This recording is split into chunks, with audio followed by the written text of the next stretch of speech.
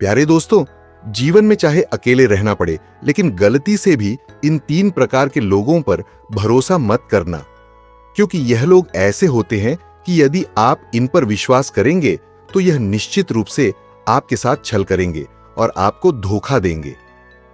दोस्तों, क्या आप जानना चाहते हैं कि वे 3 लोग कौन हैं जिनके ऊपर विश्वास करने से जीवन में बस धोखा ही मिलता है? तो चलिए आज हम आपको एक प्रेरणादायक कथा के माध्यम से समझाने का प्रयास करते हैं कि वे कौन से 3 लोग हैं जिन पर कभी भरोसा नहीं करना चाहिए। तो दोस्तों, आप इस कथा को पूरा अंत तक सुनना। दोस्तों, अगर ये कथा आपको अच्छी लगे तो वीडियो को लाइक और चैनल को सब्सक्राइब करना ना भूले। अगर आप भगवान भोलेनाथ के भक्त हैं तो कमेंट बॉक्स में लिखिए हर हर महादेव। तो चलिए दोस्तों, बिना समय गवाए इस कथा को शुरू करते हैं। दोस्तों, एक समय की बात है, कैलाश पर्वत पर भगवान भोलेनाथ और माता पार्वती अपने आसन पर बैठकर एक दूसरे से वार्तालाप कर रहे थे। तभी आकाश मार्ग से देवर्षि नारद जी नारायण का जाप करते हुए भगवान भोलेनाथ और माता पार्वती के पास पहुंचे। देवर्षि नारद जी को आता हुए देखकर भगवान भोलेनाथ अत्यंत प्रसन्न हुए और बोले, पधारिए देवर्षि नारद जी, कैलाश में आपका स्वागत है। कहिए, आज किस प्रयोजन से कैलाश में आना हुआ? अवश्य ही आप कोई विशेष समाचार लेकर आए होंगे। तब देवर्षि नारद जी कहते हैं, हे देवाधिदेव महादेव, हे तीनों लोकों के स्वामी, मैं आपके चरणों में वंदन करता हूं। आज मैं आपके पास कोई समाचार लेकर नहीं आया हूं, बल्कि अपनी एक शंका का समाधान पाने आया हूं। हे प्रभु, कृपया आप मेरी शंका का समाधान कीजिए। तब भगवान भोलेनाथ मुस्कुराते हुए कहते हैं, हे देवर्षि, आप जो भी पूछना चाहते हैं निसंकोच होकर पूछिए, मैं आपकी शंका का निवारण करने का पूरा प्रयास करूंगा। तब देवर्षि नारद जी कहते हैं, हे प्रभु, आज मैं आपसे यह जानना चाहता हूं कि इस संसार में वे कौन से मनुष्य हैं जिन पर कभी विश्वास नहीं करना चाहिए, क्योंकि अगर कोई भी व्यक्ति उन पर विश्वास करता है तो उसे जीवन में भारी धोखा मिलता है। देवर्षि नारद जी का यह प्रश्न सुनकर भगवान भोलेनाथ उनसे कहते हैं, हे देवर्षि नारद, आपने मनुष्य के कल्याण हेतु अत्यंत महत्वपूर्ण प्रश्न पूछा है। मैं आपको आपके इस प्रश्न का उत्तर एक कथा के माध्यम से दूंगा, जिसे सुनने के बाद आपकी शंका दूर हो जाएगी। फिर भगवान भोलेनाथ कथा प्रारंभ करते हुए कहते हैं, हे देवर्ष, बहुत समय पहले की बात है। स्वर्णपुरी नगर था जो अपनी सुंदरता और समृद्धि के लिए प्रसिद्ध था। उसी नगर में एक चोर रहता था। वह छोटी मोटी चोरियों से अपने और अपने परिवार का भरण पोषण करता था, लेकिन इन छोटी छोटी चोरियों से उसके परिवार की जरूरतें पूरी नहीं हो पाती थी। एक दिन उस चोर ने सोचा कि पाप तो पाप है, चाहे वह छोटा हो या बड़ा। मैं चाहे छोटी चोरी करूं या बड़ी चोरी करूं, रहूंगा तो चोर ही पकड़े जाने पर दंड तो मुझे उतना ही मिलेगा। तो क्यों ना मैं एक बड़ी चोरी करूं। ऐसा सोचकर उस चोर ने उस नगर के राजा के खजाने को लूटने की योजना बनाई। वह रात्रि होने का इंतजार करने लगा। जैसे ही रात्रि का दूसरा पहर शुरू हुआ, उस चोर ने राजमहल में चुपके से प्रवेश किया। बड़ी सतर्कता से वह सभी पहरेदार की नजरों से बचता हुआ राजा के खजाने के कक्ष तक पहुंच गया।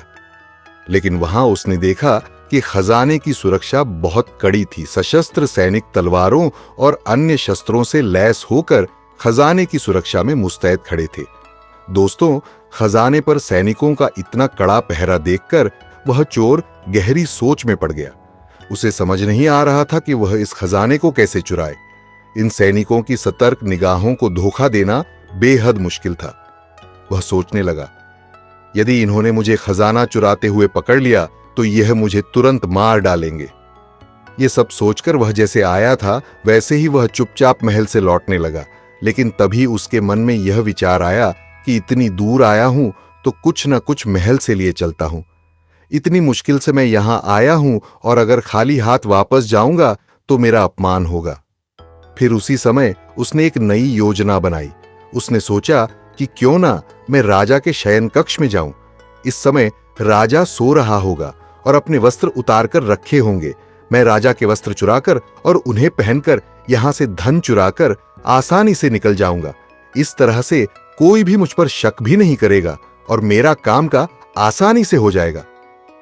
योजना बनाकर वह चोर चुपचाप राजा के शयन कक्ष के पास पहुंचा। उसने धीरे से दरवाजा खोला और अंदर झांकने लगा। अंदर का दृश्य देखकर वह चोर हैरान रह गया। उसने देखा कि राजा अपने पलंग पर गहरी नींद में सो रहा था और उसकी रानी अर्धनग्न अवस्था में पलंग पर बैठी हुई थी। ऐसा लग रहा था कि जैसे वह राजा के जागने का इंतजार कर रही हो। दोस्तों, रानी को जागता हुआ देखकर घबरा गया। डर के मारे वह कमरे में रखी एक मेज के नीचे जाकर छुप गया। वहां से वह रानी के सो जाने का इंतजार करने लगा ताकि वह अपनी योजना को अंजाम दे सके। दोस्तों, थोड़ी देर बाद चोर ने मेज के नीचे से निकलकर यह देखने की कोशिश की कि रानी सो गई है या नहीं। वह बेसब्री से रानी के सोने का इंतजार कर रहा था ताकि वह राजा के वस्त्र चुरा सके। लेकिन जब उसने देखा कि रानी अभी भी उसी तरह पलंग पर बैठी हुई थी तो वह जल्दी से फिर से मेज के नीचे जाकर छुपने लगा। किंतु जब वह मेज के नीचे छुप रहा था तभी अचानक मेज के ऊपर रखा पानी का गिलास नीचे गिर गया। गिलास गिरने की आवाज सुनकर राजा की नींद तो नहीं खुली, लेकिन रानी चौंक हो गई। वह तुरंत अपनी तलवार लेकर वहां पहुंची और चोर की गर्दन पर तलवार रखकर गुस्से से बोली, कौन हो तुम और यहां किस उद्देश्य से आए हो? सच सच बताओ, नहीं तो अभी तुम्हारा सिर धड़ से अलग कर दूंगी। रानी का गुस्सा और अपनी गर्दन पर तलवार देखकर चोर का दिल जोर जोर से धड़कने लगा। वह डर के मारे पसीने से भीग गया और कांपते हुए हाथ जोड़कर रानी से करने लगा, हे रानी साहिबा, मुझे माफ कर दीजिए, मुझसे गलती हो गई। मैं एक गरीब चोर हूं। मैं चोरी करने के उद्देश्य से यहां आया था। मैं अपने परिवार का पेट पालने के लिए छोटी मोटी चोरी करता हूं। अगर आपने मुझे मार दिया तो मेरे बच्चे अनाथ हो जाएंगे और भूख से तड़पकर मर जाएंगे।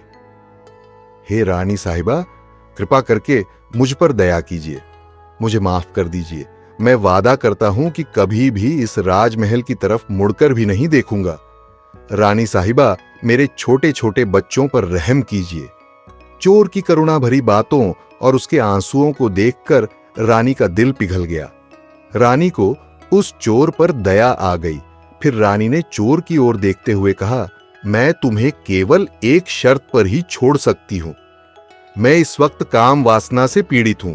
अगर तुम मेरे साथ सहवास करोगे और मेरी कामना को शांत करोगे तो मैं तुम्हें यहां से जाने दूंगी, अन्यथा मैं तुम्हें मार डालूंगी। रानी की यह अजीब शर्त सुनकर चोर के होश उड़ गए। वह और भी ज्यादा घबरा गया। उसे समझ में नहीं आ रहा था कि वह क्या करे। फिर घबराते हुए उस चोर ने रानी से कहा, रानी साहिबा, आप ये क्या कह रही हैं? मैं तो एक मामूली चोर हूं और आप इस राज्य की महारानी हैं। मेरी क्या औकात जो मैं आपके साथ ऐसा दुस्साहस करूं? ऐसा सोचना भी मेरे लिए पाप है। तब रानी ने उसकी बात को अनसुना करते हुए कहा, देखो, मुझे तुम्हारी सफाई नहीं चाहिए। अगर अपनी जान बचानी है तो वही करो जो मैं कह रही हूं, वरना मरने के लिए तैयार हो जाओ। रानी की यह शर्त सुनकर चोर डर गया। वह सोचने लगा, आज मैं बहुत बड़ी मुसीबत में फंस गया हूं। अगर मैंने रानी की बात नहीं मानी तो भी मैं मारा जाऊंगा और अगर मान ली तो भी मैं मारा जाऊंगा। चोर बहुत बड़ी दुविधा में पड़ गया कि क्या करूं और क्या ना करूं। आखिरकार उसने रानी के साथ सहवास करने की बात को स्वीकार कर लिया। उसने रानी से कहा, रानी साहिबा, मुझे थोड़ा समय दीजिए, मुझे लघु शंका जाना है। पहले इससे निवृत्त हो जाऊं, फिर जैसा आप कहेंगी वैसा ही मैं करूंगा। तब रानी उसे तलवार के इशारे पर लघु शंका कराने ले गई, लेकिन उसी समय मौका पाकर चोर ने रानी को धक्का दे दिया और वहां से भागने की कोशिश की। भागते हुए वह महल के द्वार तक पहुंचा जहां राजा के सेनापति ने उसे पकड़ लिया। सेनापति ने उसे सख्ती से पूछा, कौन हो तुम और यहां क्या कर रहे थे चोर? डर के मारे गिड़गिड़ा लगा। उसने डर के मारे सारी सच्चाई सेनापति को बता दी। उसने कहा, मैं एक चोर हूं, मैं राजमहल में चोरी करने आया था, लेकिन रानी ने मुझे पकड़ लिया। उन्होंने मुझे छोड़ने के बदले यह शर्त रखी कि मैं उनके साथ सहवास करूं और उनकी काम वासना को पूरा करूं, लेकिन मैं लघु शंका का बहाना बनाकर वहां से भाग निकला। इस तरह से चोर रोते हुए सेनापति से अपनी जान बख्शने की गुहार लगाने लगा। दोस्तों, चोर की बात सुनकर सेनापति ने कहा, देखो भाई, मैं तुम्हें एक शर्त पर ही जाने दे सकता हूं और वह शर्त यह है कि तुम्हें दोबारा रानी के पास लौट कर जाना होगा।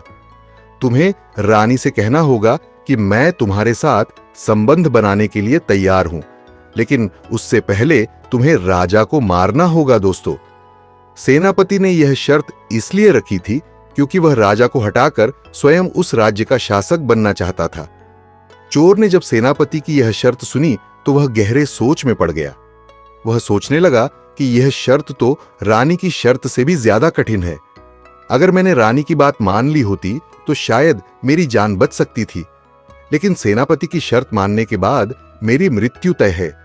अगर मैंने रानी को यह बात बताई तो वह एक ही पल में मेरा सिर धड़ से अलग कर देंगी। चोर को चारों ओर केवल मौत ही मौत दिखाई दे रही थी। मजबूर होकर वह वापस रानी के पास गया और उसने रानी से कहा, रानी साहिबा, मैं आपके साथ सहवास करने के लिए तैयार हूं, पर मुझे डर है कि अगर उस समय राजा साहब जाग गए तो ना आप बचे न मैं राजा। हम दोनों को मार डालेंगे। इसलिए आपको एक काम करना होगा। आपको राजा का सिर अपने हाथों से काटकर उसे मृत्यु के घाट उतार देना होगा। उसके बाद हम बिना किसी डर के एक साथ समय बिता सकते हैं। अगर आप मेरे लिए इतना कर सकती हैं तो मुझे आपकी शर्त मंजूर है, वरना आप मुझे अभी मार दीजिए। मैं आपके हाथों मरना ही बेहतर समझूंगा। काम वासना में वशीभूत होकर रानी ने चोर की बात मान ली और अपने पति यानी राजा का सिर धड़ से अलग कर दिया और उन्हें मौत के घाट उतार दिया। जैसे ही राजा का सिर धड़ से अलग हुआ तो इस भयानक दृश्य को देखकर रानी मूर्छित होकर गिर पड़ी। मौके का फायदा उठाकर चोर तुरंत वहां से भाग निकला। अगली सुबह रानी की एक दासी कक्ष की सफाई करने आई। जैसे ही उसने कक्ष के भीतर कदम रखा, वहां का खौफनाक दृश्य देखकर वह बहुत डर गई और जोर जोर से चिल्लाने लगी। उसकी चीख सुनकर सभी मंत्री और दरबारी तुरंत वहां एकत्रित हो गए। सब लोग स्तब्ध थे और सोच रहे थे कि आखिर राजा की मृत्यु कैसे हुई। उधर रानी अभी भी बेहोश पड़ी थी। जब उनके चेहरे पर पानी के छींटे मारे गए तो उन्हें होश आया। होश में आते ही वह फूट फूट कर रोने लगी और अपने भीतर ही भीतर अपनी भयंकर गलती पर पश्चाताप करने लगी। दोस्तों, पूरे राजमहल में इस घटना का रहस्य केवल सेनापति ही जानता था। वह जानता था कि राजा की हत्या रानी और चोर में से किसी एक ने की है, लेकिन उसने यह बात किसी से भी साझा नहीं की। राजा के अंतिम संस्कार की पूरी तैयारियां हो चुकी थी। उधर रानी ने घोषणा कर दी कि वह राजा के साथ सती होना चाहती है। यह सुनकर किसी ने भी रानी पर संदेह नहीं किया, क्योंकि अगर रानी ने राजा को मारा होता तो वह स्वयं सती होने का फैसला क्यों करती। इधर रानी पूरा श्रृंगार करके राजा की चिता पर जाकर बैठ गई और अपने किए हुए पाप का पश्चाताप करने लगी।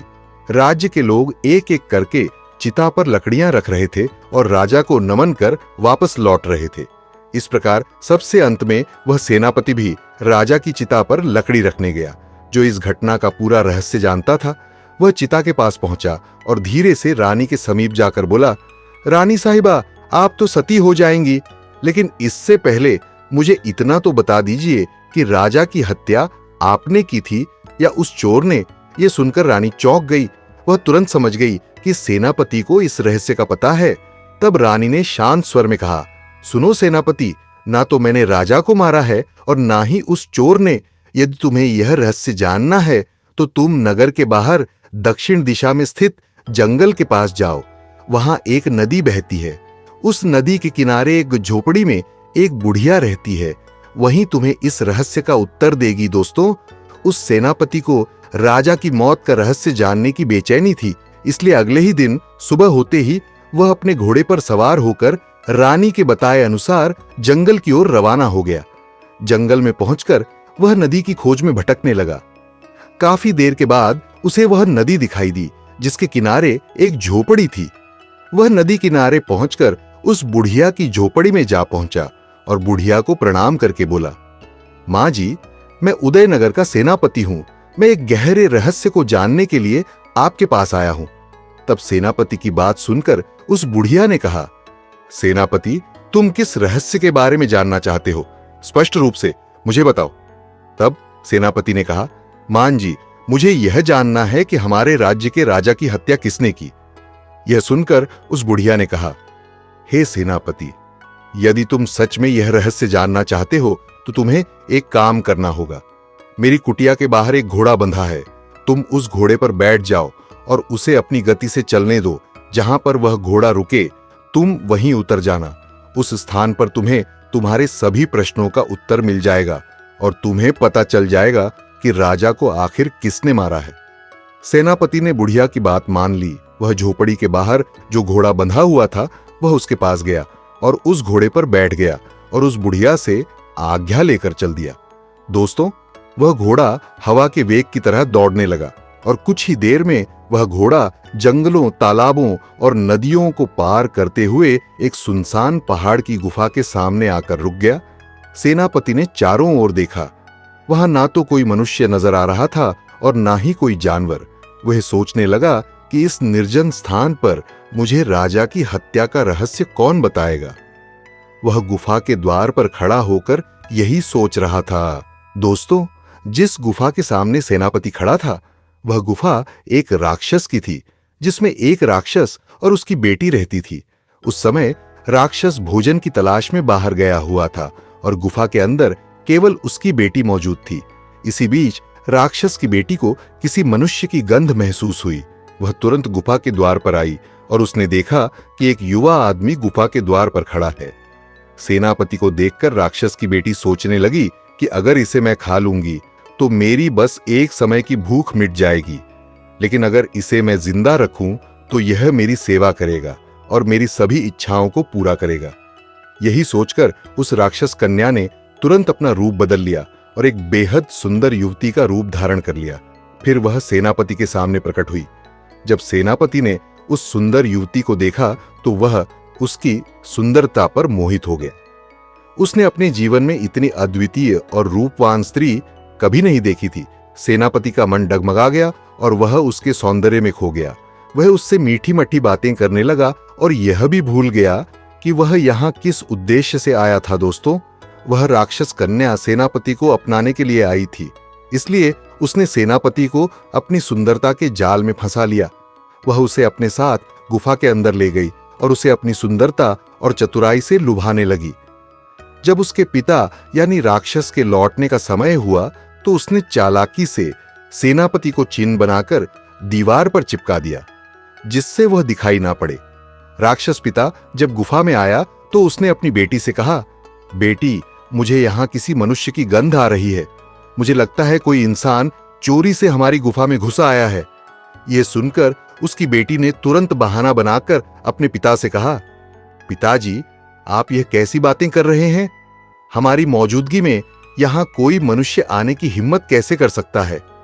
अगर कोई मनुष्य गलती से भी इस गुफा के आसपास आएगा तो मैं उसे जीवित नहीं छोड़ूंगी, उसे मैं कच्चा चबा जाऊंगी। इस तरह उसने अपनी बातों से अपने पिता को मूर्ख बना दिया। दोस्तों, अब राक्षस की बेटी हर दिन सुबह होते ही सेना को इंसान बना देती और रात होने पर उसे चींटी बनाकर दीवार पर चिपका देती। इस तरह सेनापति को गुफा में रहते हुए कई दिन बीत गए। धीरे धीरे उसे अपनी पत्नी और बच्चों की याद सताने लगी, लेकिन वह राक्षस की बेटी के चंगुल से निकलने का कोई उपाय नहीं कर पा रहा था। फिर एक दिन उसे मौका मिल गया और किसी तरह वह गुफा से भाग निकला। कई दिनों तक जंगलों और पहाड़ों को पार करते हुए वह आखिरकार अपने नगर पहुंच पचा। अपने घर लौटकर उसे बेहद खुशी हुई। जब उसकी पत्नी ने उसे देखा तो वह रोते हुए बोली, स्वामी, इतने दिनों तक आप कहां थे? मैंने आसपास के राज्यों में मंत्री जी से कहकर आपकी खोज करवाई, लेकिन आपका कोई पता नहीं चल पाया। आपके बिना मैं और बच्चे बहुत परेशान थे। फिर सेनापति अपने बच्चों से मिलता है और उनसे मिलकर वह बहुत प्रसन्न हुआ।